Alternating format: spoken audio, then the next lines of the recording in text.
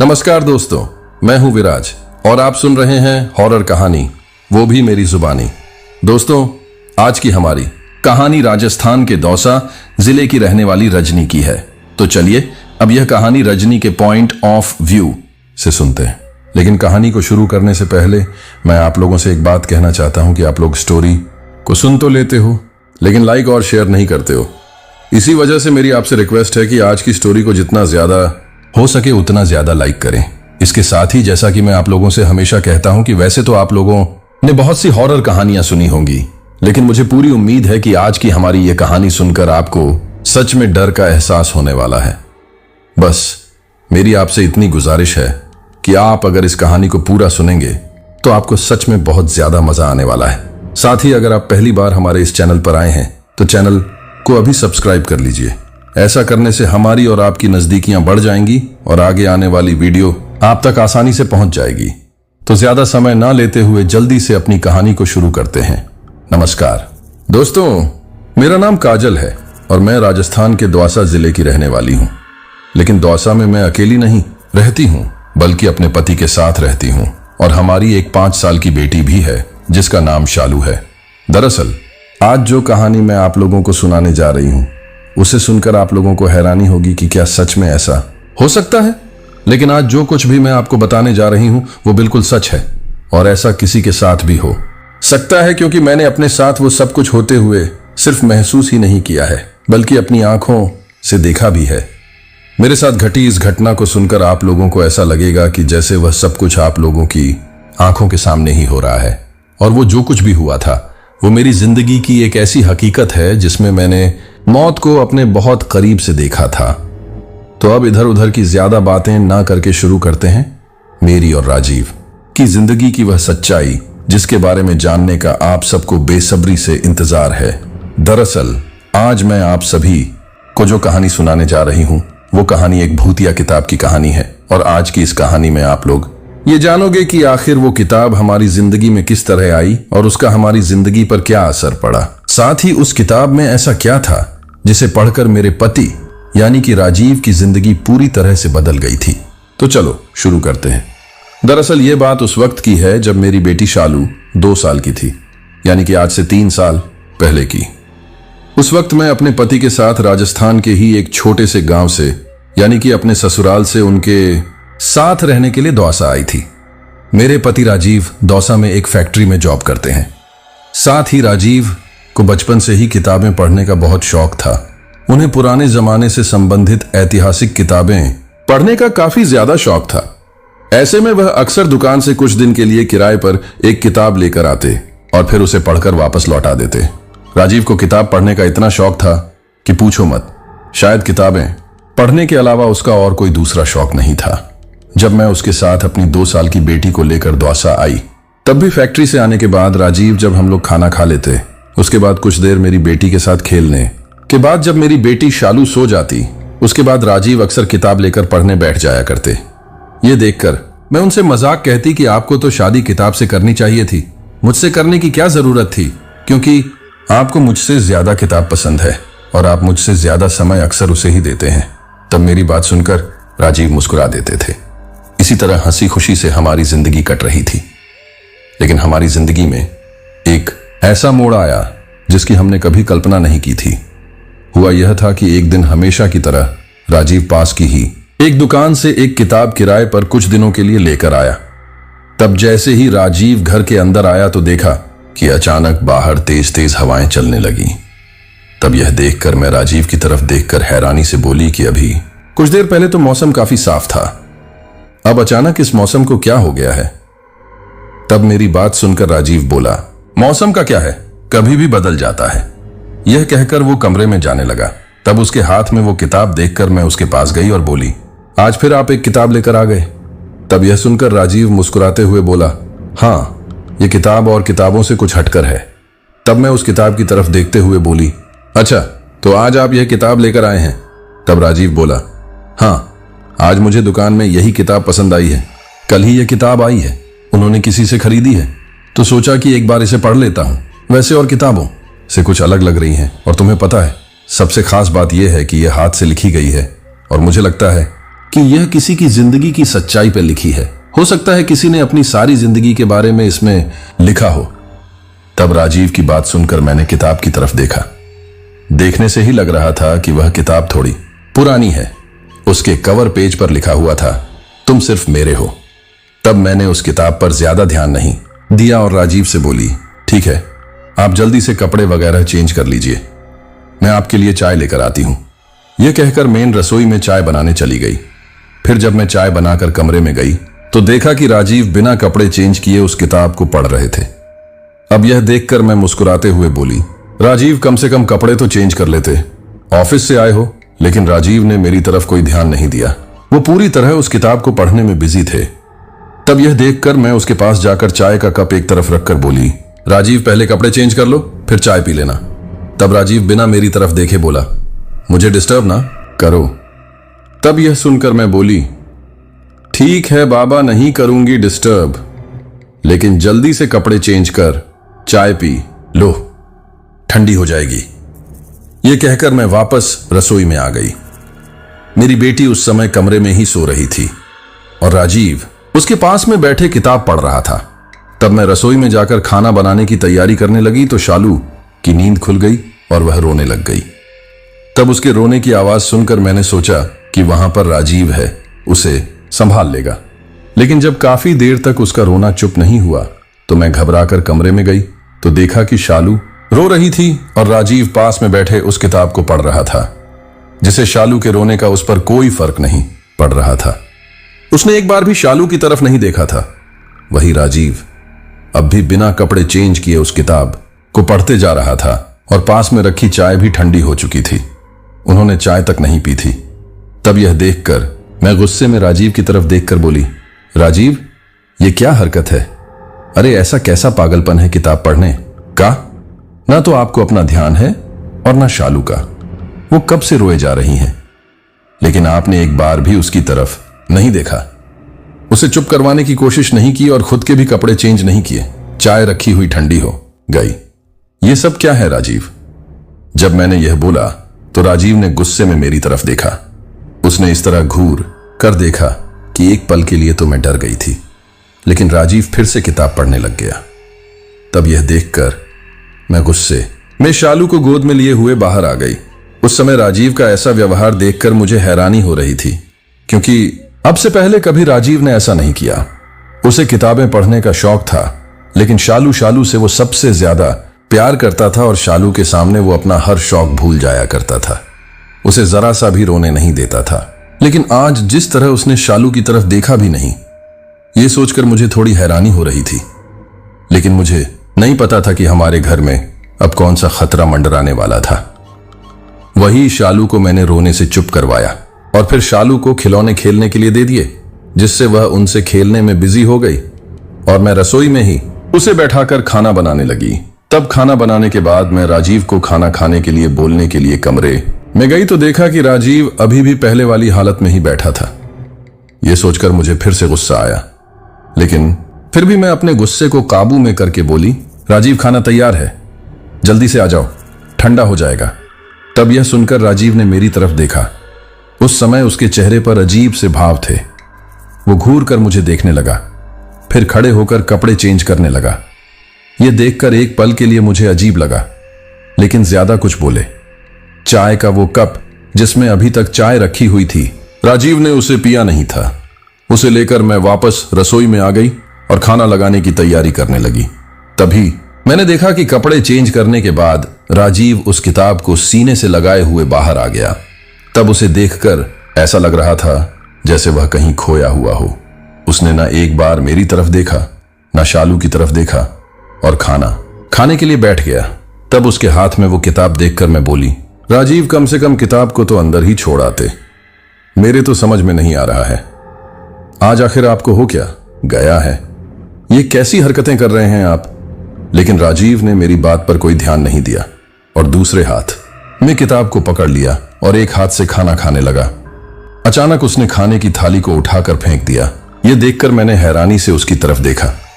तब मैं गुस्से में कुछ बोलती उससे पहले ही दरवाजा बजने की आवाज आई। तब राजीव उठकर दरवाजे के पास गया और दरवाजा खोला। फिर खाने का पार्सल हाथ में लिया और अंदर आकर खाने की टेबल पर उस पार्सल को खोलने लगा। यह देखकर मुझे हैरानी हो रही थी। मैं गुस्से में बोली, जब घर पर खाना बना था तो तुमने बाहर से खाना क्यों मंगवाया है? और अगर मंगवाना था तो मुझे मना कर देते। मैं खाना नहीं बनाती और यह क्या तरीका है? खाने की थाली फेंकने का अन्न का अपमान होता है ऐसे। लेकिन राजीव ने मेरी बातों पर कोई ध्यान नहीं दिया। तब जैसे ही उसने पार्सल खोला तो मुझे उसे देखकर उबकाई आने लगी, उल्टी जैसा महसूस होने लगा। तब मैं उठकर उल्टी करने के लिए चली गई। फिर जब वापस आई तो मैं राजीव की तरफ देखते हुए गुस्से में बोली, ये क्या है? तुम नॉनवेज कब से खाने लग गए? लेकिन राजीव ने मेरी बातों पर कोई ध्यान नहीं दिया। यह देखकर मुझे और गुस्सा आया। मैं गुस्से में चिल्लाते हुए बोली, राजीव कुछ पूछ रही हूं, जवाब दूं? तुम ये सब कुछ कब से खाने लग गए? लेकिन राजीव इस तरह खा रहा था जैसे मेरी बातों का उस पर कोई फर्क नहीं पड़ रहा हो। फिर खाना खाने के बाद बचा खुचा खाना वहीं पर छोड़कर फिर उठकर वापस कमरे में चले गया। उस समय राजीव उसे देखकर ऐसा लग रहा था जैसे वो नींद में चल रहे हों। उसने एक बार भी ना मुझसे ना शालू किसी से कोई बात नहीं की। यहां तक कि पापा पापा कहते हुए शालू उसके पीछे भी गई, लेकिन उसने शालू की तरफ कोई ध्यान नहीं दिया। वही राजीव का ऐसा व्यवहार देखकर मुझे उस पर गुस्सा आने लगा। मैंने बड़ी मुश्किल से खाने की टेबल को साफ किया और रसोई में आ गई। तब रसोई का सारा काम करने के बाद मैं शालू को लेकर अंदर आई, उसे दूध पिलाया और उसे अपने साथ लेकर सोने के लिए लेट गई। मैंने देखा राजीव अभी भी वही किताब पढ़ रहा था। उसके चेहरे पर अजीब सी भाव थे। यह देखकर मैंने गुस्से में उसे कुछ नहीं बोला और सोने के लिए आंखें बंद कर ली। शालू भी सो चुकी थी और कुछ ही देर में मैं भी सो गई। पर सोते सोते रात को अचानक किसी के रोने की आवाज मुझे नींद में सुनाई देने लगी।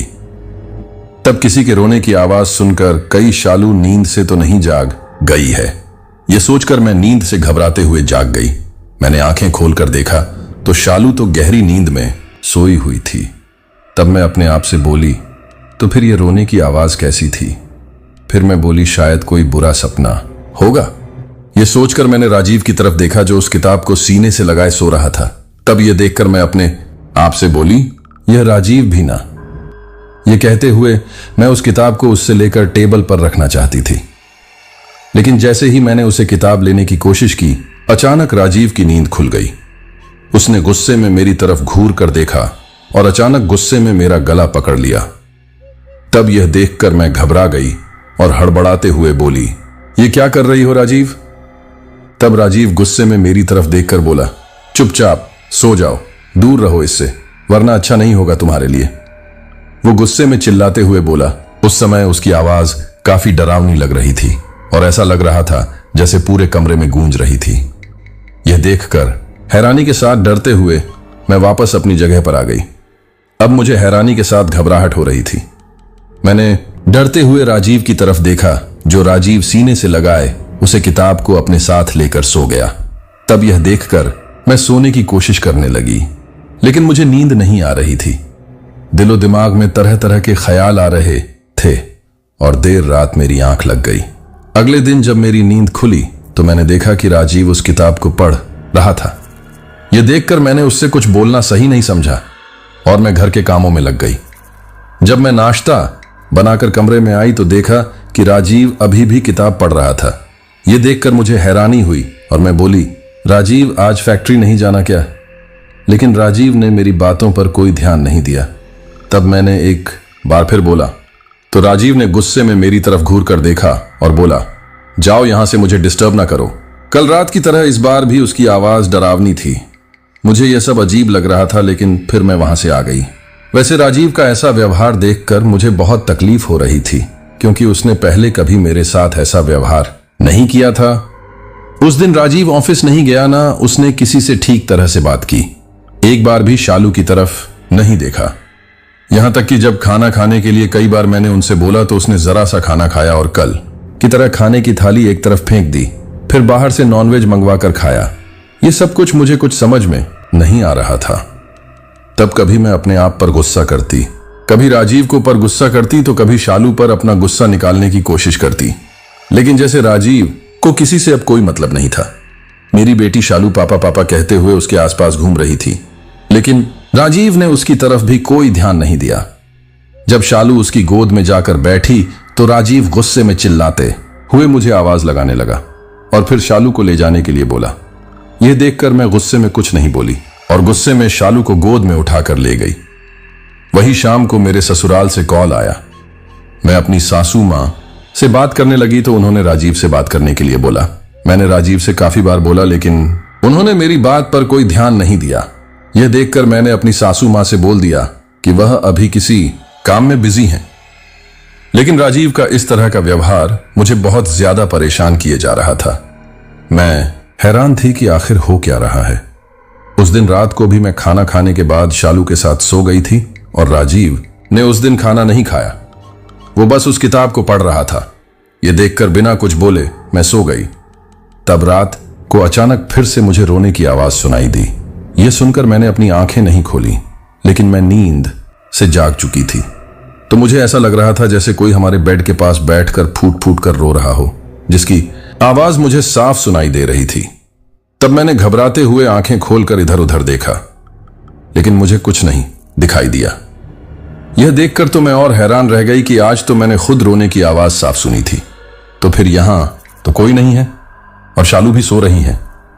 यह सोचकर मैंने राजीव की तरफ देखा, जो आज भी सीने से उस किताब को लगाए सो रहा था। तब यह देखकर मैं अपने आप से बोली, पता नहीं राजीव को किताब पढ़ने का ऐसा कौन सा भूत सवार है कि इस किताब को अब एक पल के लिए भी अपने आप से दूर नहीं कर रहा है। अरे पढ़ने के लिए तो हजारों किताबें लेकर आया करता था, लेकिन अब तो हद ही कर दी। यह सोचकर मैं फिर से सोने के लिए अपनी आंखें बंद कर ली और सो गई। अगले दिन फिर मेरे काफी कहने पर भी राजीव ऑफिस नहीं गया, न उसने कोई जवाब दिया। उसे तो खाने पीने किसी बात की कोई सुध नहीं थी, बस किताब पढ़ने में बिजी था। मैंने उनसे नाश्ता करने के लिए बोला, लेकिन उस दिन उन्होंने नाश्ता तक नहीं किया। तब गुस्से में मैं फिर बाहर आ गई और रसोई में काम करने लग गई। शालू उस समय राजीव के पास खेल रही थी। अचानक शालू बेड पर से गिर गई और रोने लग गई।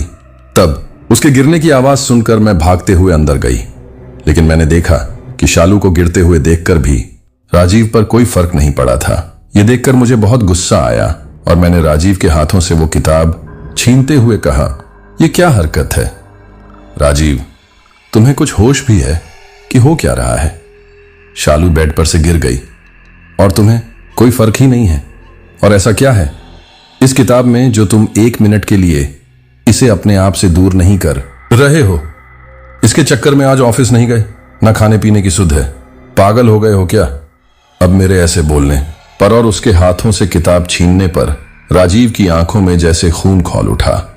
वो गुस्से में खड़ा हुआ और उसने वो किताब मेरे हाथ से छीन ली और गुस्से में मेरी तरफ देखते हुए एक जोरदार धक्का मेरे दे दिया, जिसकी वजह से मैं पीछे रखी हुई टेबल से टकरा गई और नीचे गिर गई, जिसकी वजह से मुझे थोड़ी चोट भी लग गई थी। अचानक राजीव का ऐसा व्यवहार देखकर मेरे तो होश उड़ गए। मैं कभी सोच भी नहीं सकती थी कि राजीव मेरे साथ कभी इस तरह का व्यवहार करेगा। तब राजीव गुस्से में मेरे पास आया और मेरे बाल पकड़कर मुझे खड़ा करते हुए बोला, दूर रहो।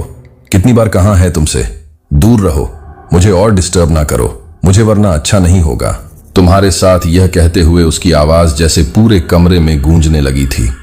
बड़ी ही डरावनी आवाज थी। यह सुनकर मुझे हैरानी हो रही थी, क्योंकि वह आवाज तो डरावनी थी, साथ में वह आवाज मुझे राजीव जैसी नहीं लग रही थी। मैं डरते हुए राजीव की तरफ देख रही थी, क्योंकि यह आवाज राजीव की नहीं थी। तब राजीव को इस तरह बोलते देखकर और जिस तरह उसने अजीब तरह का चेहरा बनाया हुआ था, यह देखकर तो मैं डर से घबराने लगी। मैं कुछ नहीं बोल पा रही थी। तब राजीव ने फिर गुस्से में मेरी तरफ देखकर मुझे फिर से धक्का दे दिया। तब मैं गिरने वाली थी, लेकिन फिर अपने आप को संभाल लिया। वही राजीव जाकर बेड पर बैठकर फिर से वही किताब पढ़ने लग गया। यह सब कुछ मुझे काफी हैरान कर देने वाला था। मैं सोच रही थी कि मैं इस बारे में घर वालों को बताऊं या नहीं, कुछ समझ में नहीं आ रहा था। कभी सोच रही थी कि नहीं, राजीव ऐसा नहीं कर सकता, कोई ना कोई बात तो है। कहीं राजीव की तबीयत खराब तो नहीं है, वो मेंटली रूप से डिस्टर्ब तो नहीं है। हो सकता है उस पर काम का ज्यादा प्रेशर हो या कोई और बात हो जिसकी वजह से वह परेशान हो, लेकिन मुझे ना बता रहा हो तो कभी कुछ और ख्याल मेरे मन में आ रहे थे। मैं काफी परेशान थी। उसी दिन राजीव ने नाश्ता किया ना, खाना खाया। सारा दिन बस ऐसे ही निकल गया। किसी के कहने सुनने का तो पहले ही फर्क नहीं पड़ रहा था और अब तो मैंने उससे कुछ कहना भी छोड़ दिया। लेकिन मुझे उसकी बहुत चिंता सताने लगी थी। वही शाम को शालू को खाना खिलाकर दूध पिलाकर मैंने सुला दिया था। तब मेरी एक फ्रेंड का कॉल आने की वजह से मैं उससे बात करने के लिए बाहर बरामदे में बैठी हुई थी। जब कॉल कटने पर मैं अंदर आई तो देखा कि राजीव किसी से बात कर रहा था। तब ये देखकर मुझे बहुत हैरानी हुई, क्योंकि उसका फोन तो दूर सोफे पर रखा हुआ था, तो फिर वो किससे बातें कर रहा है। शालू भी सोई हुई थी। जब मैं कमरे में गई तो उसने गुस्से में घूर कर मेरी तरफ देखा और मैं घबराते हुए कुछ नहीं बोली। चुपचाप शालू के पास जाकर लेट गई। वहीं राजीव फिर से उस किताब को पढ़ने लग गया। मेरी कब आंख लग गई मुझे पता ही नहीं चला, लेकिन उस रात फिर से मुझे रोने की आवाज सुनाई दी। तब मैंने जल्दी से आंखें खोलकर देखा, कमरे में कोई नहीं था और अब आवाज आना भी बंद हो गई। तब मैंने फिर आंखें के बंद कर लीं, लेकिन घबराहट की वजह से नींद नहीं आ रही थी, क्योंकि मैं सोच रही थी कि यह मेरा भ्रम तो नहीं हो सकता, जरूर कुछ ना कुछ तो है, लेकिन कमरे में भी कुछ दिखाई नहीं दे रहा है, यही मैं सोच जा रही थी। तभी अचानक मुझे फिर से रोने की आवाज सुनाई थी। तब मैंने आंखें खोलकर देखा तो मेरे होश उड़ गए। मेरी चीख गले में ही दब कर रह गई, क्योंकि सामने जो कुछ मैंने देखा उसे देखकर मुझ पर क्या गुजरी मैं आप लोगों को बता भी नहीं सकती। मेरे सामने एक औरत खड़ी हुई थी। उसने सफेद कलर का एक गाउन पहना हुआ था। उसके बाल हवा में लहरा रहे थे। चेहरे पर जगह जगह मांस लटक रहा था। हाथ पैरों में भी जगह जगह कट जैसे निशान थे, जिनसे खून निकल रहा था। बड़े बड़े नाखून थे, दांत भी बड़े थे और आंखें उनसे खून निकल रहा था। वो रो रही थी, खून के आंसू रो रही थी। मैं यह देखकर तो डर की वजह से कुछ बोल भी नहीं पा रही थी।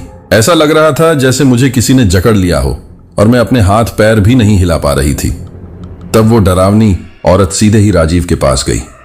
यह देखकर तो मैं और ज्यादा घबरा गई, क्योंकि मुझे डर लगने लगा कि कहीं यह राजीव को कोई नुकसान ना पहुंचा दे। लेकिन वो राजीव के बेड के पास बैठ गई और एक तक राजीव की तरफ देखकर फूट फूट कर रोने लगी। यह देखकर मुझे समझ में नहीं आ रहा था कि आखिर यह सब कुछ क्या है। वो काफी देर तक रोती रही। डर की वजह से मेरी तो आवाज भी नहीं निकल रही थी। तभी उसने रोते हुए ही राजीव जिस किताब को अपने सीने से लगाए हुए सो रहा था, उसे किताब पर हाथ रखा और पल भर में ही धुआं में बदल गई और सीधे ही उसे किताब के अंदर चली गई। यह देखकर तो मेरी हैरानी का ठिकाना नहीं रहा। उस समय मैं इतना घबरा गई थी कि आप लोगों को बता नहीं सकती। तब मैं क्या करूं कुछ समझ में नहीं आ रहा था और थर थर कांपे जा रही थी। सारी रात डर की वजह से मैं सो नहीं पाई थी। मैंने वो रात कितनी मुश्किल से गुजारी थी मैं आप लोगों को बता नहीं सकती। हर पल मैंने डर के साए में गुजारा था। सुबह होते ही मैं राजीव को इस बारे में बताना चाहती थी, लेकिन राजीव का व्यवहार ही अजीब था। ना वो किसी से बातें कर रहा था, ना कुछ बोल रहा था, बस उस किताब को पढ़े जा रहा था। उसका चेहरा भी अजीब लग रहा था।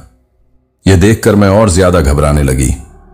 मैंने उससे बात करने की कोशिश की, लेकिन उसने मेरी तरफ देखा भी नहीं। वैसे मुझे पता था कि अगर मैं राजीव से ज्यादा कुछ बोलूंगी तो वो मुझ पर गुस्सा करेगा। ऐसे में मैं सोचने लगी कि इस किताब में ही कुछ गड़बड़ है। जब से यह इस घर में आई हैं, तब से ही राजीव इस तरह का अजीब सा व्यवहार कर रहा है। लेकिन फिर सोचने लगी, भला किताब में भी कैसी कोई गड़बड़ हो सकती है। लेकिन कल उस डरावनी औरत को धुएं में बदलकर मैंने इसी किताब के अंदर जाते हुए देखा था। यह याद कर सोचने लगी, जरूर इस किताब में कुछ ना कुछ तो है, लेकिन कुछ समझ में नहीं आ रहा था। राजीव ने अपनी फैक्ट्री जाना बिल्कुल बंद कर दिया था। उसके फोन पर कोई कॉल आता तो वह फोन भी नहीं उठाता था। ऐसे में जब मेरे फोन पर उसके घर वालों का कॉल आता तो वह उनसे भी बातें नहीं करता था। तब मैं उसके घर वालों को कुछ नहीं बताना चाहती थी, जिससे वे लोग परेशान हों, और मैं सोच रही थी कि यह बात सुनकर उसके घर वालों को भी यकीन नहीं होगा। ऐसे में मैंने किसी को कुछ नहीं बताया, लेकिन खाना पीना सब कुछ राजीव ने छोड़ दिया था। राजीव पूरी तरह उस किताब तक ही सिमट कर रह गया था। खाने पीने तक की उसे सुध नहीं थी। वो नहाया भी नहीं था। जिन कपड़ों को पहने हुए था बस उन्हीं कपड़ों को पहनकर उस किताब को पढ़ने में बिजी था।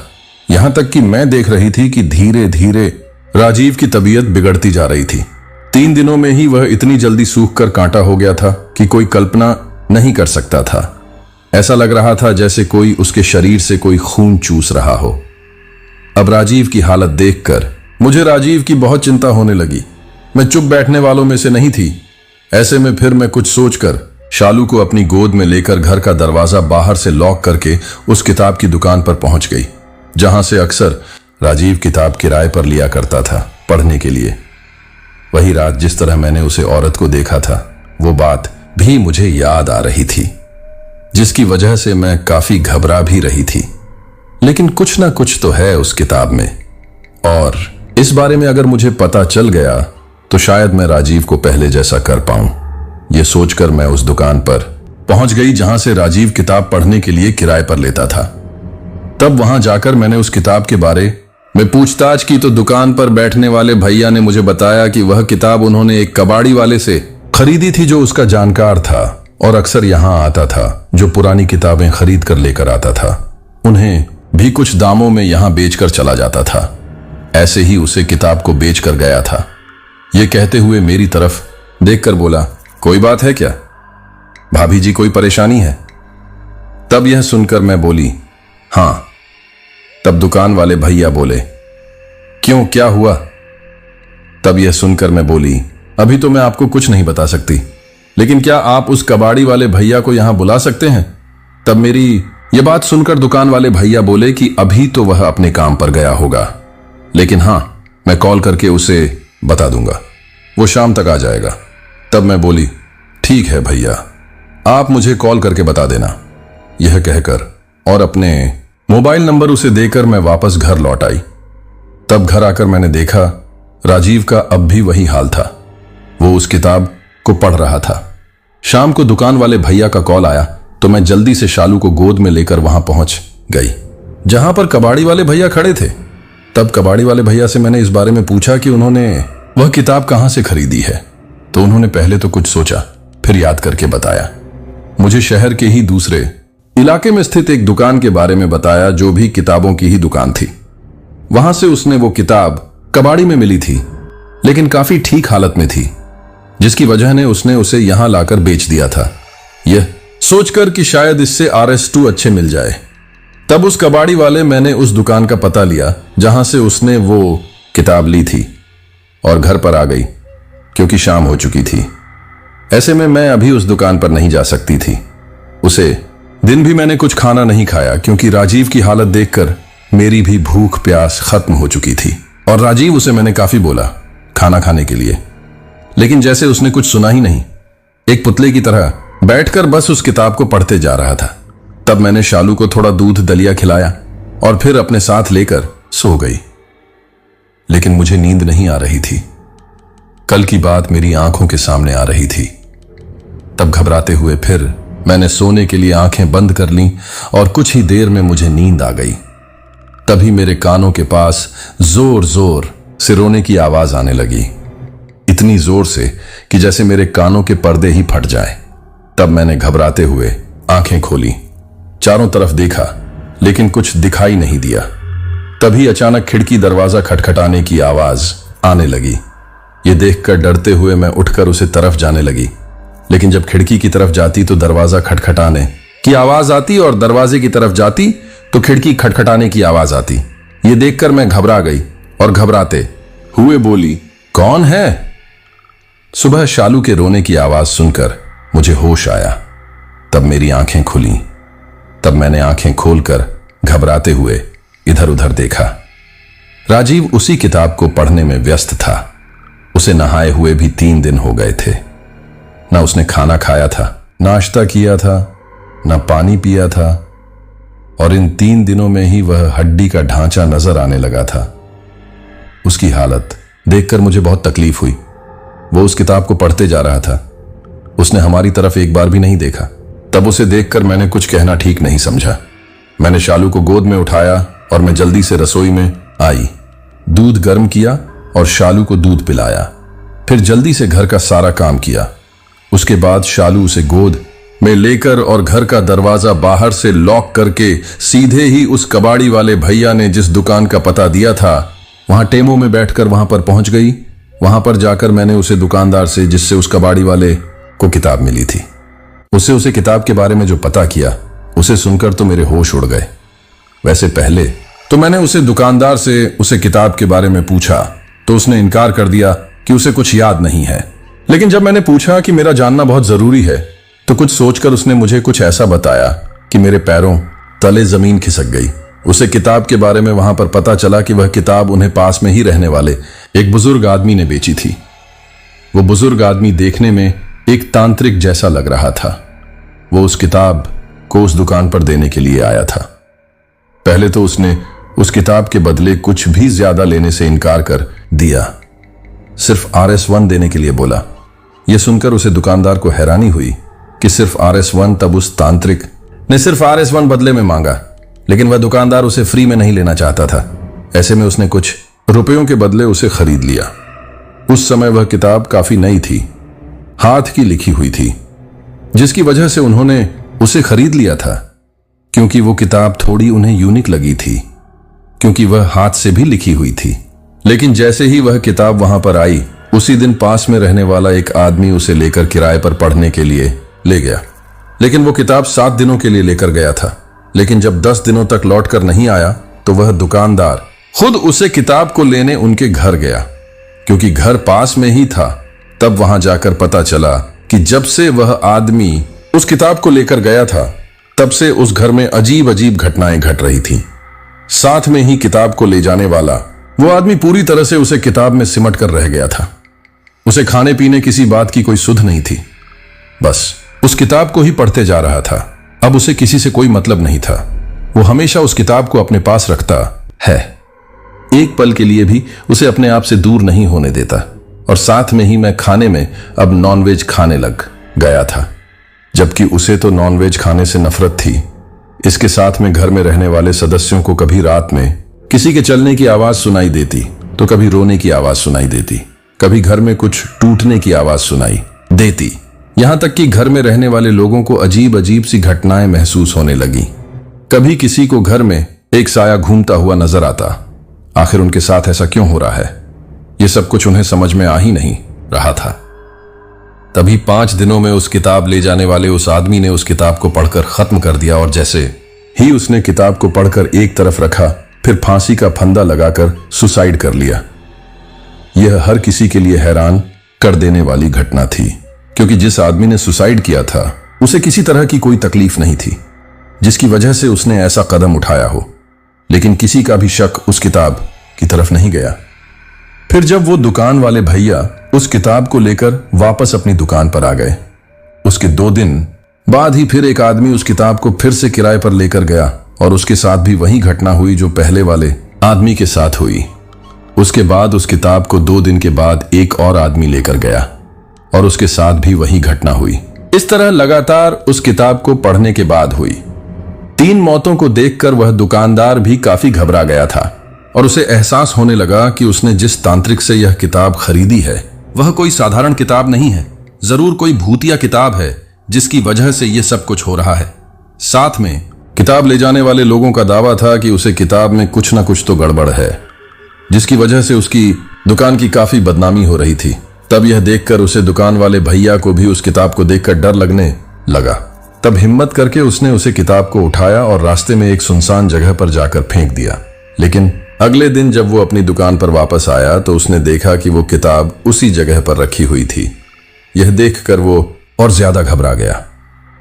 उसने जल्दी से उसे किताब को उठाया और फिर से उसे फेंकने के लिए थोड़ी दूर चला गया और नाली में फेंक कर वापस आ गया। वह तो आकर पहुंचा ही था कि फिर से उसकी नजर गई। मैं किताब उसी जगह पर थी। यह देखकर वह और ज्यादा घबरा गया। तभी उसे उस तांत्रिक बाबा की बात याद आई जो इस किताब को बेचने आया था। वो इस किताब के बदले कुछ नहीं लेना चाहता था, बस यह चाहता था कि वह उसके बदले उसे एक दे दे। ये सोचकर दुकान वाले भैया सोचने लगे कि हो सकता है ये किताब इतनी आसानी से उसका पीछा छोड़ने वाली नहीं है जब तक इसकी कीमत नहीं ली जाएगी। ऐसे में उसने वो किताब एक कबाड़ी वाले को कुछ रुपयों के बदले बेच दी। जब मैंने यह सारी बातें सुनी तो मैं घबरा गई। इसका मतलब आज 5वां दिन है और राजीव उस किताब को पूरा पढ़ लेगा और उसके साथ भी वही सब कुछ होगा जो 3 लोगों के साथ हुआ। यह सोचकर मैं बहुत ज्यादा घबरा गई। तब मैं अपने आप से बोली, नहीं, मैं ऐसा कभी नहीं होने दूंगी। तब मैंने उस दुकान वाले भैया से पूछा कि आपने वह किताब किस आदमी से खरीदी थी। तब उस दुकान वाले भैया ने मुझे एक बुजुर्ग आदमी का पता दिया और बताया कि वह आदमी शहर से बाहर एक घर में रहता है। कहते हैं कि वह एक तांत्रिक है। पहले अपनी तंत्र विद्या से लोगों की काफी मदद करता था, लेकिन कुछ सालों से उसने अपना यह काम भी छोड़ दिया है। अब वह किसी से ज्यादा बातचीत नहीं करता, ना किसी से कोई मतलब रखता है। यहां तक कि कोई उससे मिलने जाता है तो वो अपने घर का गेट तक नहीं खोलता। तब यह सुनकर मैंने कुछ सोचा और जल्दी से उस बुजुर्ग आदमी के बारे में जानकार ही उसके घर जाने के लिए निकल गई और टेमो से 15 मिनट बाद अपनी गोद में अपनी बेटी को लिए उस बुजुर्ग के घर पहुंच गई। तब तक शाम के 4 हो बज चुके थे और मेरे दिल की धड़कन बढ़ी हुई थी कि अगर राजीव ने उसे किताब को पढ़कर पूरा कर दिया तो आज रात 12 बजे तक ना जाने क्या होगा। यह सोचकर मैं घबराई जा रही थी। जब मैं उस बुजुर्ग आदमी के घर पर पहुंची तो मैंने देखा कि घर के बाहर काफी घास फूस उग रहे थे और घर भी काफी पुराना लग रहा था। वहां जाकर ऐसा लग रहा था जैसे काफी लंबे समय से वहां पर कोई आया ना हो और कोई साफ सफाई ना हुई हो। तब कुछ सोचकर मैंने काफी दरवाजा खटखटाया, लेकिन किसी ने दरवाजा नहीं खोला। अब एक पल के लिए तो मुझे लगा कि शायद यहां कोई रहता नहीं है, लेकिन तभी मुझे उस दुकान वाले भैया की बात याद आई कि वो बुजुर्ग आदमी कभी दरवाजा नहीं खोलता। लेकिन मैंने सोच लिया था कि मैं उस बुजुर्ग आदमी से मिलकर और उस किताब का रहस्य जानकर ही जाऊंगी। तब मैंने जोर जोर से दरवाजा खटखटाया। मेरे काफी दरवाजा खटखटाने पर एक बुजुर्ग आदमी ने दरवाजा खोला। तब एक पल के लिए तो मैं उसे देखकर डरने ही वाली थी, क्योंकि वो आदमी देखने में काफी डरावना लग रहा था। उसकी लंबी दाढ़ी, उसके कई दिनों से बिना कंघी किए हुए बाल और काफी मेले कुचले कपड़े पहने हुए था। साथ में गले में अजीब गरीब सी माला पहने हुए थी। पूरा तांत्रिक लग रहा था। यह सब कुछ मुझे डरा रहा था। तब बुजुर्ग आदमी घूर कर मेरी तरफ देखने लगा। तब मैं हिम्मत करके बोली, बाबा, मुझे आपसे कुछ बात करनी है। मुझे आपकी कुछ मदद चाहिए बाबा। तब वो आदमी गंभीर आवाज में बोला, चली जाओ यहां से। तब मैं हाथ जोड़कर हड़बड़ाते हुए बोली, ऐसा ना बोलिए बाबा, मुझे आपकी मदद की बहुत जरूरत है। तब वो तांत्रिक गंभीर आवाज में बोला, सुना नहीं, मैंने कहा चली जाओ यहां से। तब मैं उसके पैरों में बैठ गई और हाथ जोड़कर रोते हुए बोली, आपकी मदद चाहिए बाबा, ऐसा ना बोलिए, मुझे आपकी मदद चाहिए। मेरे सुहाग को बचा लीजिए बाबा, मेरे सुहाग को बचा लीजिए। ये कहते हुए मैं रोने लग गई और तब मेरे रिक्वेस्ट के करने पर उस बुजुर्ग आदमी ने मेरी तरफ देखा और बोला, क्यों आई हो तुम यहां? तब मैं रोते हुए बोली, बाप, मेरे पति एक किताब को लेकर गए हैं। यह कहकर मैंने सारी बात बता दी कि मैं कैसे उस किताब के बारे में जानने के लिए यहां तक आकर पहुंची हूं। तब यह सुनकर उस बुजुर्ग आदमी ने मेरी तरफ घूर कर देखा और बोला, तुम्हारे पति के पास सिर्फ आज का दिन है, उसके साथ भी वही होगा जो औरों के साथ हुआ है। तब यह सुनकर मैं रोते हुए बोली, बाबा, मेरे पति को बचा लीजिए।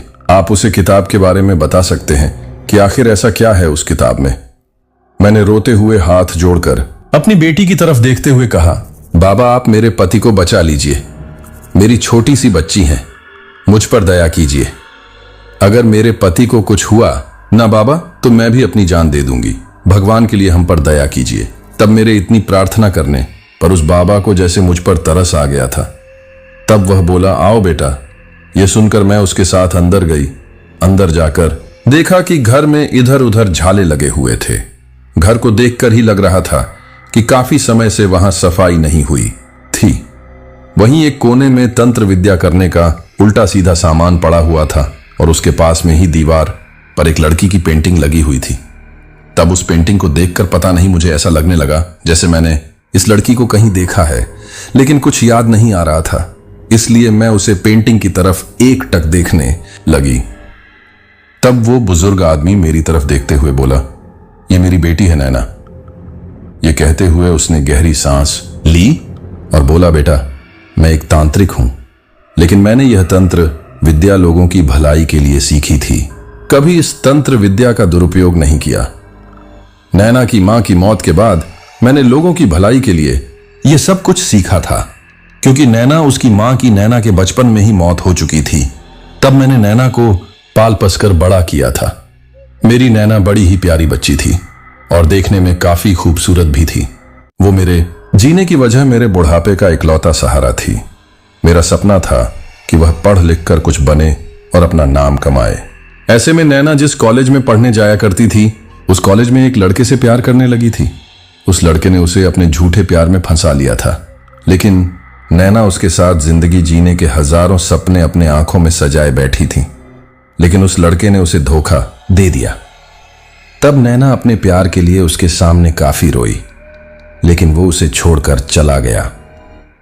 जब यह बात मुझे पता चली तो मैं उस लड़के के पास गया, लेकिन उस लड़के ने मुझसे बात करने से भी इनकार कर दिया। वैसे वह एक अमीर घर से था। ऐसे में उन लोगों ने मुझे वहां से धक्के देकर निकलवा दिया। तब मैं घर पर आ गया और मैंने नैना को समझाने की कोशिश की कि वो उस लड़के को भूल जाए, लेकिन नैना कुछ समझने के लिए तैयार नहीं थी। उस लड़के के प्यार में वह पूरी तरह पागल हो गई थी। वो गुमसुम रहने लगी थी। उसके बाद में अजीब अजीब सी हरकतें करने लगी। उस लड़के के प्यार में वह पूरी तरह पागल थी, जिसके लिए उसे पाने के लिए वो कुछ भी करने के लिए तैयार थी। उसने मुझसे कहा कि मैं उसे तंत्र विद्या सिखाऊं, जिससे वह उस लड़के को वापस पा सके। लेकिन मैंने कभी अपनी तंत्र विद्या का दुरुपयोग नहीं किया था, इसलिए मैंने मना कर दिया। तब मेरे मना करने पर वो काफी दुखी हो गई और काफी गुस्से में भी हो गई थी। लेकिन उस लड़के के लिए वो इस कदर पागल थी कि बचपन से उसने मुझे तंत्र विद्या करते हुए देखा था। ऐसे में उसे ज्यादा तंत्र विद्या का कोई ज्ञान नहीं था, लेकिन फिर भी वह तंत्र विद्या करके उसे लड़के को पाने के रास्ते खोजने लगी। वैसे तंत्र विद्या का अगर सही तरीके से ज्ञान ना हो और उसे करने की कोशिश की जाए ना, तो उसका गलत प्रभाव पड़ता है। यही नैना के साथ हुआ। उसकी मानसिक स्थिति बिगड़ गई, लेकिन फिर भी वो उस लड़के के लिए दिन रात तड़पती थी, और इस तड़पती हुई रातों में उसने उसे लड़के के लिए अपने दिल में जो प्यार था, जिसे वो उस लड़के को दिखाना चाहती थी, वो लिखना शुरू कर दिया। तब उसने अपने हाथों से उसे किताब को लिखा, जिसमें उसके दिल का हाल, उसकी हर तकलीफ के बारे में लिखा हुआ था। वो उसे किताब में ही खो गई थी। उससे बातें करती रहती थी। उसे खाने पीने किसी बात की कोई सुध नहीं थी। जब उसने 5 दिनों तक लगातार उस किताब को पूरी तरह लिख दिया और फिर उसने फांसी लगाकर अपनी जान दे दी। यह कहते हुए उस बुजुर्ग व्यक्ति की आंखों में आंसू आ गए। अब वो मेरी तरफ देखकर बोला, बेटा, उसके जाने के बाद मुझ पर क्या गुजरी है मैं बता नहीं सकता। और ऐसे में मुझे अपनी तंत्र विद्या से भी नफरत होने लगी कि मैं अपनी तंत्र विद्या से अपनी बेटी की जान नहीं बचा पाया, क्योंकि मैं उसका दुरुपयोग नहीं करना चाहता था।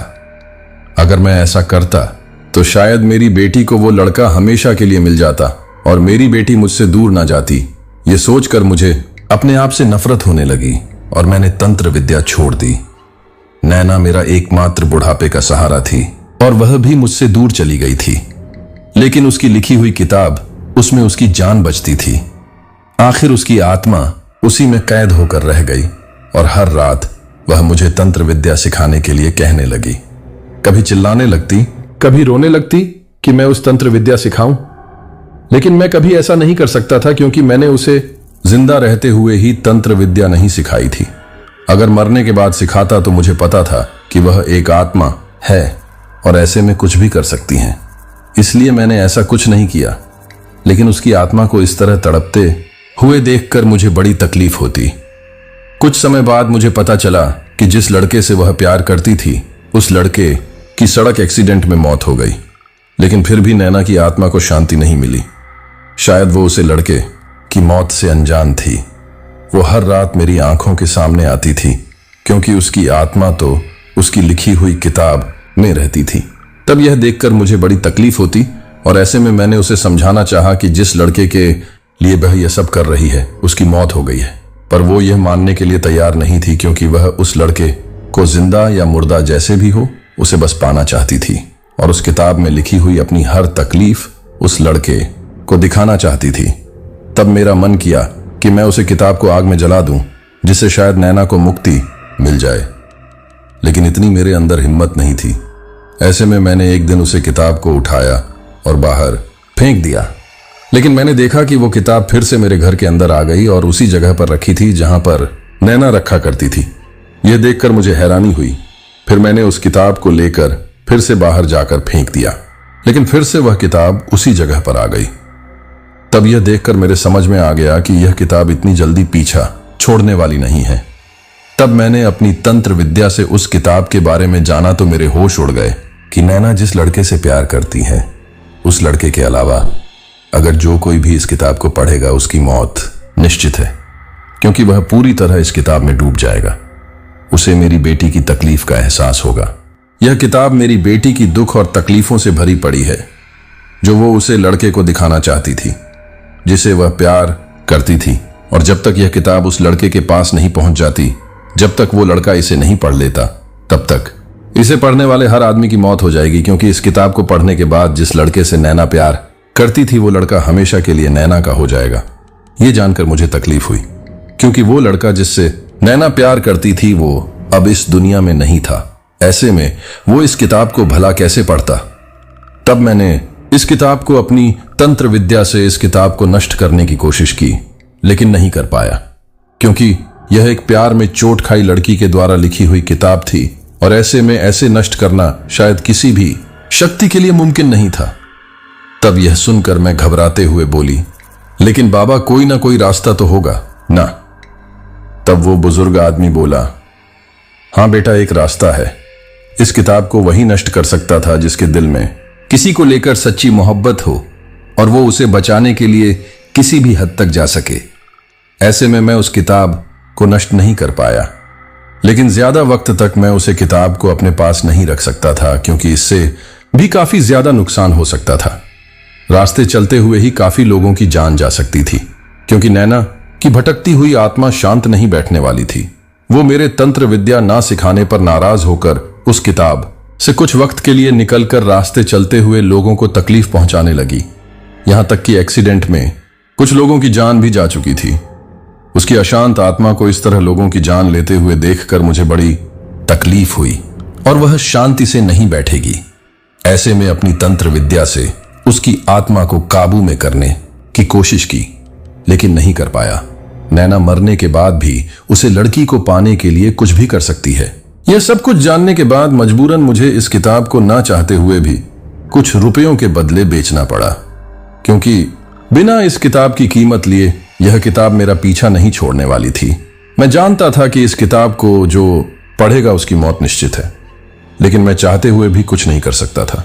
और वो किताब जिसमें नैना की आत्मा बसती है, दुकान पर आने वाले लोगों को अपनी तरफ आकर्षित करती, जिससे कोई भी व्यक्ति उसे पढ़ने के लिए ले जाए और फिर उसकी मौत हो जाए। शायद ऐसा करने से नैना को एक सुकून सा मिलता है। ये कहते हुए उस बुजुर्ग आदमी की आंखों में आंसू आ गए और वो मेरी तरफ देखकर बोला, बेटा, मैं चाहते हुए भी कुछ नहीं कर पाया ना मैं अपनी बेटी की जान बचा पाया और ना उन बेकसूर लोगों की जान जिनकी जान मेरी बेटी ने ली है। तब मैं बोली, बाबा, कोई ना कोई रास्ता तो होगा मेरे पति की जान बचाने का और उस किताब को हमेशा के लिए नष्ट करने का, जिससे आगे उस किताब की वजह से किसी की जान ना जाए, साथ में नैना को भी मुक्ति मिल जाए। क्योंकि नैना के बारे में जानकर मुझे भी बड़ी तकलीफ हुई थी। तब उसे बुजुर्ग आदमी ने मेरी तरफ देखा और गंभीर आवाज में बोला, एक रास्ता है। अब यह सुनकर मैं बोली, बताओ ना बाबा। तब उसे बुजुर्ग आदमी ने कहा कि तुम अपने पति से सच्चा प्यार करती हो और उसे किताब को वही नष्ट कर सकता है जिसके दिल में सच्चा प्यार हो। ऐसे में शायद तुम उसे किताब को हमेशा के लिए नष्ट कर सकती हो, जिससे तुम्हारे पति की जान तो बच ही जाएगी, साथ में मेरी नैना को भी मुक्ति मिल जाएगी। तुम यह कर सकती हो बेटा। अगर तुमने ऐसा किया तो यह मुझ पर भी एहसान होगा। वो बुजुर्ग व्यक्ति मेरी तरफ देखते हुए बोला। तब मैं कुछ सोच कर बोली, लेकिन बाबा, वो काफी शक्तिशाली आत्मा है, मैं उसका मुकाबला नहीं कर पाऊंगी। तब वो बुजुर्ग आदमी बोला, बेटा, सच्चे प्यार से बढ़कर इस दुनिया में कोई शक्ति नहीं है और सच्चा प्यार हर किसी को हरा सकता है। बेटा, माता सावित्री तो यमराज से लड़कर अपने पति सत्यवान के प्राण वापस ले आई थी, तो क्या तुम नैना की आत्मा से लड़कर अपने पति की जान नहीं बचा सकती? तब उस बुजुर्ग आदमी की बात सुनकर मेरे पास कोई जवाब नहीं था। मैं कुछ बोल नहीं पा रही थी। तब मैं बुजुर्ग आदमी फिर से बोला, बेटा तुम ऐसा कर पाओगी? यही एकमात्र रास्ता है। 12 बजे से पहले तुम्हें वो किताब जैसे तैसे अपने पति से छीन कर उसे आग में जलाना होगा, वरना तुम्हारे पति की जान भी नहीं बच पाएगी और उसके बाद नैना की आत्मा को काबू में करना हमारे लिए मुश्किल हो जाएगा।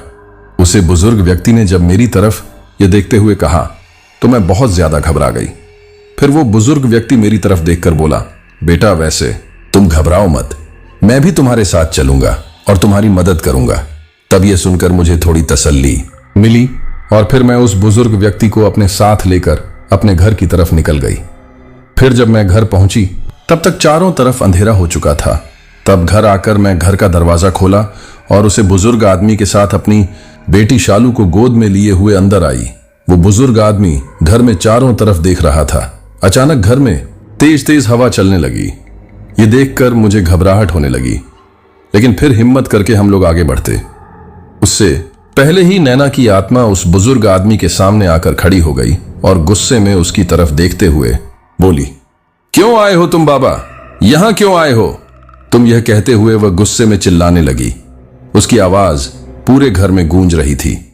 ऐसा लग रहा था जैसे एक साथ कहीं आवाज गूंज रही हो।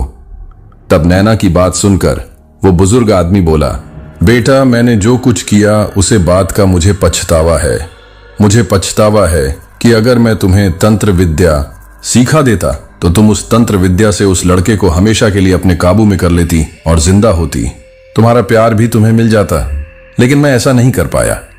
पर मैं अपनी उसे भूल को सुधारना चाहता हूं। मैं तुम्हें तंत्र विद्या सीखना चाहता हूं। तब उस बुजुर्ग आदमी की बात सुनकर नैना ने गुस्से में उसकी तरफ देखा। तब वो बुजुर्ग आदमी कुछ बोलता हूं उससे पहले ही नैना ने गुस्से में अपना हाथ उठाया और उसे बुजुर्ग आदमी की गर्दन पड़कर उसे बाहर फेंक दिया। तब यह देखकर मैं बहुत घबरा गई। तब नैना गुस्से में मेरी तरफ आई और चिल्लाते हुए बोली, दूर रहो मुझसे, डिस्टर्ब ना करो मुझे, वरना तुम्हारे लिए बहुत बुरा होगा, बहुत बुरा होगा तुम्हारे लिए। यह कहते हुए गुस्से में वहां से गायब हो गई। तब यह देखकर तो मेरे दिल की धड़कन ही बढ़ गई। मैं भागते हुए बाहर की तरफ जाने लगी, लेकिन घर का दरवाजा अचानक बंद हो गया। तब मैंने बहुत कोशिश की घर का दरवाजा खोलने की, लेकिन खोल नहीं पा रही। तब मैं भागते हुए राजीव के कमरे में पहुंची, जहां पर मैंने देखा कि राजीव की आंखें थोड़ी थोड़ी बंद हो रही थीं। ऐसा लग रहा था जैसे उसे नींद आ रही है, लेकिन वो उसे किताब को पढ़ने की कोशिश कर रहा था। तब यह देखकर मुझे बहुत घबराहट होने लगी। मुझे समझ में आ गया कि अब यह किताब पूरी होने वाली है, और फिर राजीव के साथ यह सोचकर मैं घबरा उठी। लेकिन क्या करूं, कुछ समझ में नहीं आ रहा था। उस समय दीवार पर लगी हुई घड़ी पर मैंने नजर डाली। रात के 9 बजने को आए थे। जैसे जैसे समय गुजर रहा था मेरे दिल की धड़कन बढ़ती जा रही थी। उस समय मैं इतना घबरा रही थी कि बता नहीं सकती। मैंने तो रसोई में जाकर अपनी बेटी को कुछ थोड़ा बहुत खिलाया और उसे सुलाकर दूसरे कमरे में जाकर सुला दिया। वही अब घबराहट की वजह से कुछ सोच भी नहीं पा रही थी। तभी मैं मंदिर में गई, जो अखंड दीपक मंदिर में चल रहा था उसमें और भी डाला। भगवान से हाथ जोड़कर रोते हुए अपनी सुहाग की रक्षा करने की प्रार्थना करने लगी। तभी अचानक मेरे दिलो दिमाग में एक बात आई। मंदिर में जो धूप बत्ती जल रही थी उसे देखकर मैंने कुछ सोचा और उस धूप बत्ती को उठाकर उस कमरे में ले गई जिस कमरे में राजीव उस किताब को पढ़ रहा था। मुझे पता था कि राजीव को धूप बत्ती के धुएं से एलर्जी है। यह सोचते हुए मैं उसे धूप बत्ती को कमरे में ले जाकर राजीव के पास खड़े होकर बोली, राजीव। वही धूप बत्ती के धुएं की वजह से राजीव को छींक आने लगी और वह गुस्से में चिल्लाते हुए बोला, इसे ले जाओ यहां से। लेकिन मैंने उसकी एक बात नहीं सुनी।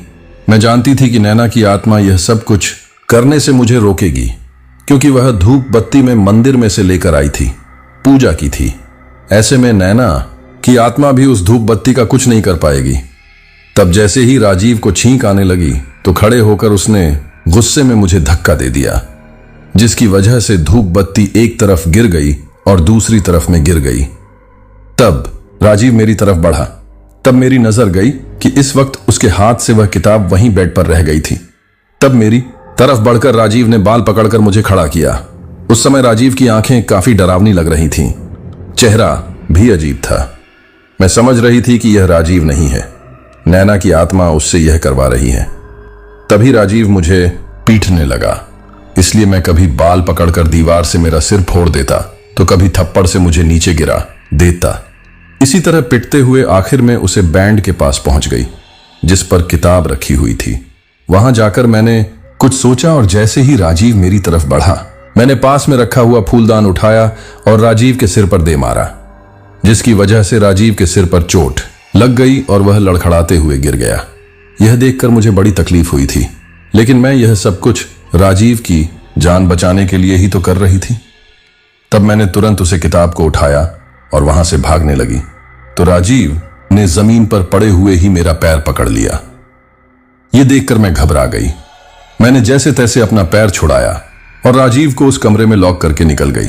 लेकिन जैसे ही मैं आगे बढ़ी तो नैना की आत्मा मेरे सामने आकर खड़ी हो गई। उसका चेहरा गुस्से से तिल मिला रहा था, आंखों से खून टपक रहा था। आंखों के नीचे साथ में बड़े बड़े गड्ढे नजर आ रहे थे और गले पर उसने जो फांसी लगाकर सुसाइड किया था उसकी वजह से एक गहरा निशान भी दिखाई दे रहा था। शरीर में इधर उधर चोट के निशान थे और उससे बहुत भयंकर बदबू आ रही थी। तब नैना की आत्मा मेरी तरफ बढ़ने लगी। ये देखकर मैं घबरा गई और वहां से भागने की कोशिश करने लगी। तभी नैना ने एक हाथ मेरी तरफ किया और मुझे हवा में उठाकर दूर फेंक दिया। यह देखकर मैं घबरा गई, लेकिन मैंने उस किताब को कसकर पकड़ रखा था। तब नैना ने मुझे फिर उठाया और फिर दीवार पर मेरा सिर दे मारा, जिसकी वजह से मेरे सिर में चोट लग गई। लेकिन मैं अपने जीते जी हिम्मत नहीं हारने वाली थी। नैना मुझे मारने पीटने लगी थी। तभी अंदर से राजीव ने कमरे का लॉक तोड़ दिया और बाहर आ गया। उसकी आंखों की पुतलियां सफेद नजर आ रही थी। चेहरा काफी डरावना लग रहा था। वो लड़खड़ाते हुए मेरी तरफ बढ़ते हुए गुस्से में बोला, वो किताब मुझे दे दो, मुझे उसे पूरा पढ़ना है। उस समय उसकी आवाज इतनी डरावनी थी कि पूछो मत, लेकिन ऐसी आवाज मैं कई बार सुन सकी थी। तब राजीव मेरी तरफ बढ़ने लगा। यह देखकर मैं घबरा गई और चिल्लाते हुए बोली, नहीं राजीव, मैं तुम्हें यह किताब नहीं दूंगी, चाहे तुम मेरी जान ले लो। तब यह सुनना था कि नैना की आत्मा फिर से मुझे पीटने लगी। तभी राजीव उस कमरे में गया जिसमें शालू सोई हुई थी। तब वह उसे उठाकर बाहर लेकर आया। तब यह देखकर मैं घबरा गई। शालू नींद में से जागने की वजह से रोने लगी। तब राजीव पर नैना की आत्मा का असर था, जिसकी वजह से वह कहने लगा, छोड़ दो, उस किताब को दे दो मुझे, वरना मार डालूंगा इसे। तो यह देखकर मैं घबरा गई। मैं रोते हुए बोली, नहीं राजीव, ये तुम्हारी अपनी बेटी है, इसे छोड़ दो। लेकिन राजीव के अंदर तो नैना की आत्मा थी। उसने पलक झपकते ही शालू को हवा में फेंक दिया। यह देखकर मेरे तो होश उड़ गए। शालू नीचे गिरने वाली थी कि तभी अचानक नैना के पिता ने आकर उसे थाम लिया। नैना के पिता एक तांत्रिक थे। नैना के मरने के बाद उसने अधिकतर अपनी तांत्रिक विद्या का प्रयोग नहीं किया था, जिसकी वजह से नैना ने जब वह उसके साथ आया था तब उसे उठाकर घर से बाहर फेंक दिया। तब ऐसे में मजबूरन नैना की आत्मा की शांति के लिए और नैना की आत्मा से मुझे और मेरे परिवार को बचाने के लिए नैना के पिता ने फिर से तंत्र विद्या का प्रयोग किया और इस तंत्र विद्या से उसने घर का दरवाजा खोल दिया और अंदर आकार जैसे ही शालू जमीन पर गिरने वाली थी, उन्होंने उसे थाम लिया। अब यह देखकर मैंने सांस ली, लेकिन तभी नैना की आत्मा आई और गुस्से में चिल्लाते हुए बोली कि नहीं बाबा, नहीं, तुम मुझे नहीं रोक सकते। तब वो बुजुर्ग आदमी बोला, नैना समझने की कोशिश करो, तुम्हारी जगह यहां नहीं है, चली जाओ यहां से। और जिस लड़के के लिए तुम तड़प रही हो वो लड़का अब इस दुनिया में नहीं है। आखिर कब तक उसके लिए यहां तड़पती रहोगी, उसका इंतजार करती रहोगी? चली जाओ यहां से। यहां तकलीफ के सिवाय तुम्हें कुछ नहीं मिलेगा। तुम खुद तकलीफ सहन करती रहोगी और दूसरों को भी तकलीफ देती रहोगी। यह कहते हुए उसे समझाने की कोशिश करने लगा। तब उसे समझाते देखकर मैं मंदिर की तरह बड़ी ही थी कि राजीव ने उसे किताब को छीनने के चक्कर में मुझे पकड़कर दूर धक्का दे दिया। लेकिन फिर भी मैंने उसे किताब को अपने आप से अलग नहीं होने दिया। तब नैना गुस्से में राजीव की तरफ देखकर बोली, मार दो इसे। यह कहते हुए गुस्से में मेरी तरफ देखा। यह सुनना था कि राजीव मुझे मारने के इरादे से मेरी तरफ बढ़ने लगा।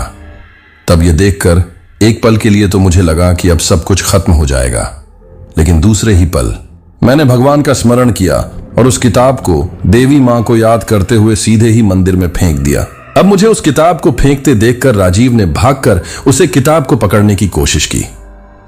यह देखकर तो मेरी सांस गले में ही अटक गई थी, लेकिन शायद उस समय भगवान ने भी मेरा साथ दिया और जो अखंड ज्योति जल रही थी वो उस किताब से टकराने की वजह से नीचे गिर गई और उसमें जो घी था वो निकल गया। जिसने आग पकड़ ली, तब जैसे ही उसने आग पकड़ी वैसे ही उसे किताब ने भी आग पकड़ ली।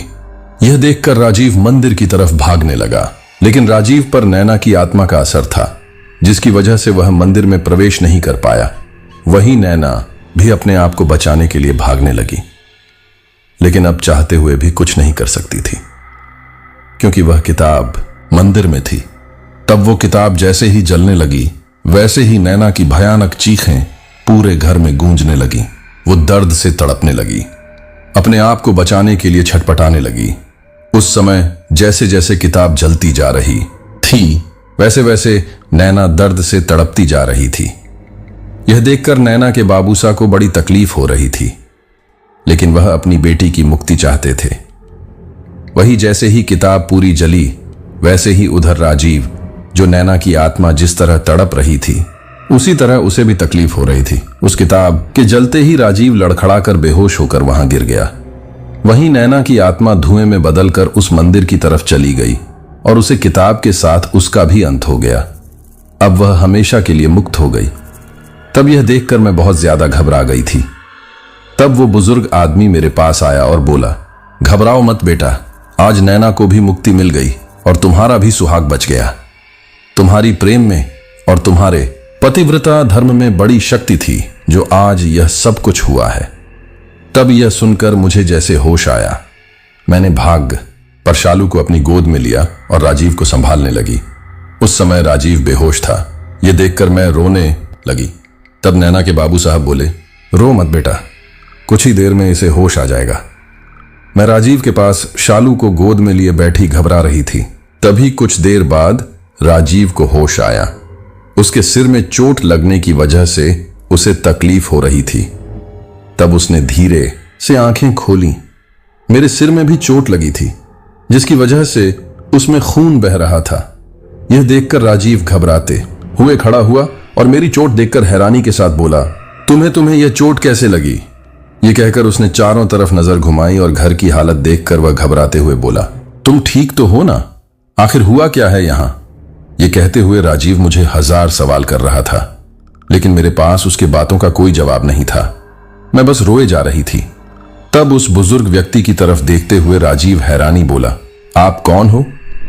तब उस बुजुर्ग व्यक्ति ने सारी बात राजीव को बताई। तब यह सुनकर राजीव को तो खुद यकीन नहीं हो रहा था कि उसके साथ इतना सब कुछ हो गया है। उसे तो बस इतना याद था कि वह उस किताब को लेकर आया था और उसे पढ़ने के लिए उसने खोला था। उसके बाद क्या हुआ उसे कुछ भी याद नहीं था, लेकिन हां, फिर उसे धीरे धीरे धुंधला धुंधला कुछ याद आने लगा, जैसे उसने कोई सपना देखा हो और अब उसे सब कुछ समझ में आ गया। उसने भागकर मुझे और शालू को संभाला। हमारे साथ जो हादसा हुआ था उसकी वजह से कई दिनों तक हम इस हादसे के डर से उभर नहीं पाए। हर पल हर रात हमें यह डर सताता था कि कहीं नैना की आत्मा वापस ना आ जाए, और समय गुजरने के साथ धीरे धीरे हम पहले की तरह नॉर्मल लाइफ जीने लगे। लेकिन उस हादसे को कभी नहीं भूल पाए थे। वो घटना हमें हर रोज याद आती और हम घबरा जाते। आज उस घटना को बीते हुए इतना समय बीत चुका है, लेकिन फिर भी ऐसा लगता है जैसे कल की ही बात हो। तो दोस्तों, ये थी हमारी आज की कहानी। कहानी आपको कैसी लगी ये आप मुझे कमेंट बॉक्स में कमेंट करके जरूर बताना। दोस्तों, इसके बाद हमारा वही सिलसिला शुरू करते हैं जिसके बारे में मैंने आपको कहा था, और जिन जिन लोगों ने भी पिछली स्टोरी सुनने के बाद कमेंट करके अपना नाम और जगह बताई थी, अब मैं उन लोगों के नाम लेता हूं। तो सबसे पहले सानिया मलिक हैं मुंबई से, नरेश डागर से, दिलीप हैं हरदोई से, अजीत हैं ऑस्ट्रेलिया से, अब्दुल्ला शाह हैं कुवैत से, रोशिफ हैं निर्मलपुर से, अमित शाह और लाइबा नूर हैं, फैसला से राजमान नूर हैं महाराष्ट्र से, पंकज हैं यूपी से, इरफान सिद्दीकी हैं मुंबई से, राजूला हैं यूपी से, कुसांग हैं भूटान से, सुरेंद्र कुमार हैं विजयनगर राजस्थान से, शहजाद आलम हैं धनबाद झारखंड से, सुष्मिता यादव हैं आजमगढ़ से एलिजाबेथ हैं, उड़ीसा से नूर अफसाना है, झारखंड से सलमान अंसारी और मुस्कान है, मुंबई से राजेश मिश्रा हैं, शुक्लागंज से गणेश कुमार हैं, चेन्नई से अमित अर्चाना हैं, उड़ीसा से विशाल भगेल हैं, भोपाल से गोलू भगोरिया हैं, भोपाल से सूरज और कविता राज हैं। आजमगढ़ उत्तर प्रदेश से अंशु कुमार और बबीता कुमारी हैं। फिरोजाबाद से यूएस तिवारी और हर्ष तिवारी हैं। सिरसा प्रयागराज से अनिल प्रजापति हैं, झालवाड़ से शुभेंदु सिन्हा हैं, असम से सीमा है, गुजरात से जितेंद्र सिंह जेरी, परमिंदर कौर सविता और अनमोल हैं, जालंधर सिटी। पंजाब से विभा पवन है, धनबाद झारखंड से सुशील राय, नई दिल्ली से साजिद खान है, शेखुपुरा पाकिस्तान से मंसूरा है, यूके से गगन जाटव हैं, मऊ से शबनम गोपे हैं, अलीपुर डोर से संतोष यादव हैं, छत्तीसगढ़ से धनाजी गायकवाड़ हैं, नवी मुंबई से एमडी सेम है, गाजीपुर उत्तर प्रदेश से समुद्र श्रेष्ठा है, काठमांडू नेपाल से राजवीर बनन्ना है, दूदू जयपुर राजस्थान से केडी ठाकुर हैं, गुजरात से शाहरुख मंसूरी हैं, सारंगपुर मध्य प्रदेश से शाहबाज खान है, मुरादाबाद उत्तर प्रदेश से अली डिजास्टर हैं, लाहौर पाकिस्तान से हरेंद्र और कोमल हैं, छत्तीसगढ़ से राय स्टार हैं, छपरा बिहार से विशाल बिष्ट हैं, नेपाल से शोभा और अशोक हैं, सिरसा हरियाणा से शिवम पांडे हैं, प्रयागराज से अर्जुन सोलंकी हैं, मध्य प्रदेश से शुभम अभिनीलम और सुरेंद्र हैं, प्रयागराज से युवराज हैं, सीजी से लक्ष्मण हैं, तेलंगाना से निसार सिन्हा हैं, शिलोंग मेघालय से भुवनेश कुमार हैं, पनवेल हरियाणा से पल्लाभ हैं, असम से माजिद हैं, मालदीव से ज्योतिष पासवान हैं, गुवाहाटी असम से शहरन है, यूपी से कीर्ति जाला है, गुजरात से प्रेम है, गुजरात से निरुपमा नायक हैं, उड़ीसा से सागर चंद्राकर हैं, भिलाई छत्तीसगढ़ से हजवसा बासुमत्री हैं, असम से अंकुर ढेखा हैं, मंगोलिया से अयाज हैं, उत्तर प्रदेश से विश्वजीत गिरी हैं, कुशीनगर उत्तर प्रदेश से राजश्री हैं, ठाणे मुंबई से सतीश कुमार हैं, प्रतापगढ़ से अर्जुन कुमार हैं, सोनिया विहार दिल्ली से डी के बोरो हैं, असम से शेख अजीज हैं, तेलंगाना से अपर्णा कांबले हैं, बदलापुर महाराष्ट्र से टिंकू मोटू हैं, पटियाला से कृपाकरण हैं, बेंगलुरु से नासिर टोवा हैं, आजमगढ़ उत्तर प्रदेश से आकाश सिंह हैं, अयोध्या से करण हैं, आजमगढ़ से बल्लू हैं, बिहार से राजेश कन्हार हैं, उड़ीसा से आकाश पाटिल हैं, भोपाल से कमल कुमार हैं, उत्तर प्रदेश से यश गुप्ता हैं, इंदिरा नगर उज्जैन से रोहित सिंह हैं, गोंडा उत्तर प्रदेश से अर्थु ईश्वरी, पल्लवी, चांदनी, आदित्य और मंजुलता हैं, उड़ीसा से शब्बू राजपूत हैं, गाजियाबाद उत्तर प्रदेश से देवी हैं, यूके से धर्मेंद्र चौहान हैं, होशियारपुर पंजाब से राजेश कुमार हैं, हमीरपुर उत्तर प्रदेश से जितेंद्र सैनी हैं, बरेली से पार्वती चलवाड़ी हैं, पुणे महाराष्ट्र से पिंटू हैं, बिहार से तेज वाली खान और मुस्तफा खान हैं, इंग्लैंड सरोज और मोहित हैं, रायबरेली उत्तर प्रदेश से रथु थापा हैं, मीरठ से अवनीत हैं, जालंधर सिटी पंजाब से मानसी सिंधल हैं, लुधियाना पंजाब से स्नेहल मिठ्ठे हैं, सोलापुर से पुष्पा राणा हैं, नागपुर से कुलवेंद्र हैं, लुधियाना पंजाब से शरीफ हैं, सूरत से और सबसे लास्ट में परशुराम है, पंजाब से। तो दोस्तों, ये थे उन लोगों के नाम जिन्होंने पिछली स्टोरी पर कमेंट करके हमें बताया था कि वो कहां से कहानी सुनते हैं। इसके साथ ही अगर किसी का नाम छूट गया हो तो वह कमेंट करके बताना, कल वाली वीडियो में उनका नाम ले लिया जाएगा। तो जब भी उन्हें सफर करना होता था अपने घर जाने के लिए तो वह अक्सर ट्रेन का ही इस्तेमाल किया करते थे। लेकिन एक बार क्या हुआ कि उनके पास अचानक से शाम के वक्त कॉल आता है कि भैया तुम्हारे पापा की तबीयत खराब है और तुम्हें जल्दी से जल्दी घर पहुंचना होगा। तो वह इंसान जल्दीबाजी में अपने ऑफिस से निकलता है और ट्रेन पकड़ने की कोशिश करता है। लेकिन क्योंकि आप जानते हैं कि ट्रेन में पहले ही रिजर्व सीटें होती हैं और सीट मिलना बहुत मुश्किल है और ऊपर से अगर लेट हो गए तो ट्रेन और छूट जाती है। तो उन भाई साहब की भी ट्रेन छूट गई थी और अब उन्होंने फैसला किया कि भाई बस अड्डे में चलते हैं, अगर वहां से कोई बस मिल जाएगी तो उसी में बैठकर निकल लेंगे। बस उनका यह एक फैसला उनको एक ऐसे रास्ते पर लेकर जा रहा था जहां से उनके लौटने की कोई उम्मीद ही नहीं थी। लेकिन कहते हैं कि जहां पर सभी उम्मीद खत्म हो जाती है ना, वहां पर ही हमें भगवान कोई ना कोई रोशनी दिखाते देते हैं।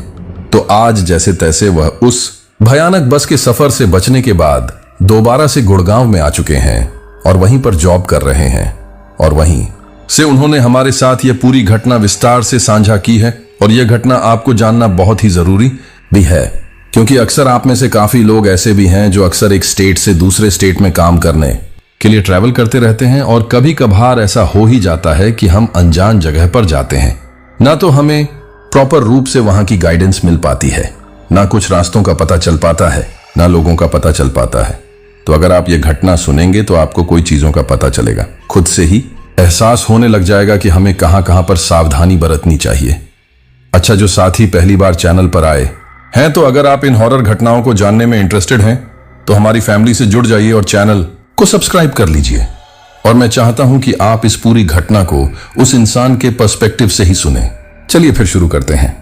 नमस्कार साथियों, यह बात तब की है जब मैं गुड़गांव की एक कंपनी में काम कर रहा था। वह सर्दियों के दिन थे और मैं अपने ऑफिस में बैठकर काम कर रहा था। ठीक इसी दौरान मुझे मेरे घर से फोन आया और बताया गया कि मेरे पिता बीमार हैं और मुझे जल्द से जल्द घर बुलाया गया। यह सब सुनकर तो मेरे हाथ पांव ही फूल गए थे। कुछ समय के लिए तो मेरा दिमाग बिल्कुल सुन पड़ गया था, लेकिन फिर जैसे तैसे मैंने खुद को शांत किया और ऑफिस में छुट्टी की अर्जी दी। उस समय सर्दियों के दिन थे, इसलिए रात भी जल्दी हो जाती थी। उस समय 6:30 बज रहे होंगे। मेरा ऑफिस 7 बजे तक का था, इसलिए मैंने सोचा कि अब आधा घंटा किसी तरह से काम करके फिर 7 बजे के बाद ही निकल लूंगा। मैंने जैसे तैसे आधा घंटा काटा और फिर 7 बजते ही मैं भारी मन से ट्रेन स्टेशन पहुंच गया। मैंने देखा कि मेरे गांव जाने वाली आखिरी ट्रेन जा चुकी है।